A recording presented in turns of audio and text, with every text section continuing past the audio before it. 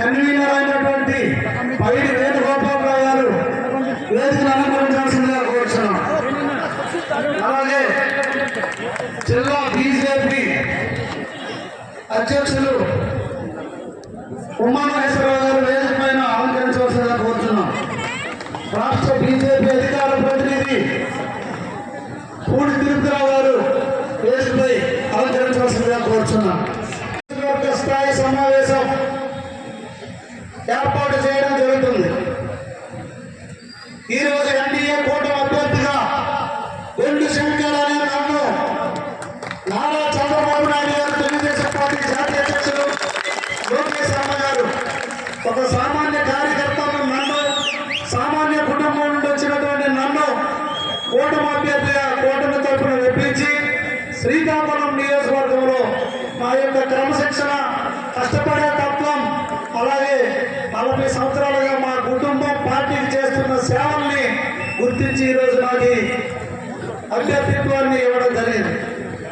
ఈ సందర్భంగా సోదరులకు నేను తెలియజేస్తుంది ఏంటంటే, ఏ ఆశయంతో నారా చంద్రబాబు నాయుడు గారు నాకు ఈ అభ్యర్థిత్వాన్ని ఇచ్చారో, అలాగే ఈ పార్లమెంటు అభ్యర్థిగా మన యువ కిషోరం కీర్తిశేషులు కింజరా నాయుడు గారి వారసుడు శ్రీ కింజరా రామ్మోహన్ నాయుడు గారు ఎన్డీఏ కూటమి అభ్యర్థిగా ముచ్చటగా 3వసారి ఎంపీగా ఆయన నిల్చోబోతున్నారు.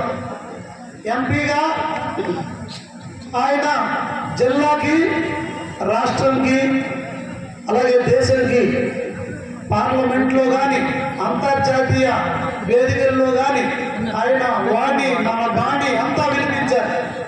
మన రైల్వే స్టేషన్ బాగు చేయడం కానీ, రైల్వే ట్రైన్లు స్టాపులు లేని సందర్భంలో అన్నింటికి స్టాపులు కల్పించడం కానీ, కొత్త ట్రైన్ చేయడం కానీ, నేషనల్ హైవే యాక్చువల్గా శ్రీకాకుళంతో 6 లేన్ అయిపోయినప్పుడు కూడా నర్సంపేట వరకు 6 లేన్ వేసి నర్సంపేట నుండి ఇచ్చాపురం వరకు అప్గ్రేడేషన్ ద్వారా 16 బ్రిడ్జిలు మళ్ళీ కట్టించి నేషనల్ హైవే ఈ రోజు మనకి ట్రాఫిక్ సమస్య లేకుండా అందించడంలో ఆయన కీలక పాత్ర వహించారు.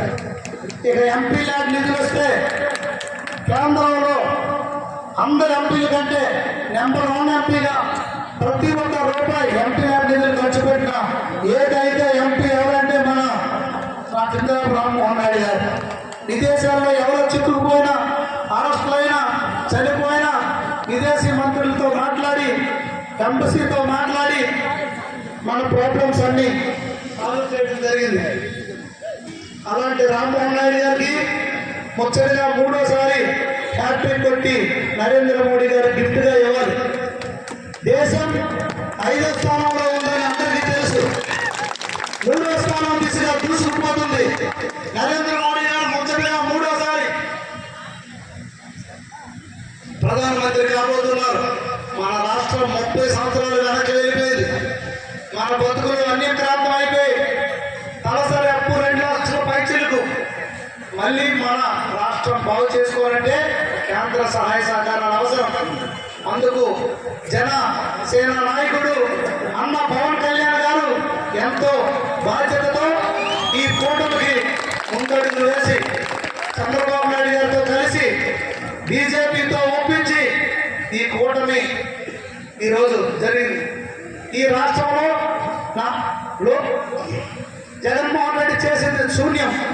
అంతా కేంద్రం నిధులతోనే నాటకాలు ఆడాడు. ఇంకో 5 సంవత్సరాల్లో ఫ్రీ రేషన్ ఇస్తామన్నారు మోడీ గారు. రేపు అభివృద్ధి మోడీ గారు నేతృత్వంలోనే జరుగుతుంది. మోడీ గారు ఫుల్ సపోర్ట్ మనకుంది. ఆయన మార్కు మనం రేపు ఎలక్షన్లో గెలవబోతున్నాం. అలాగే జన సైనిక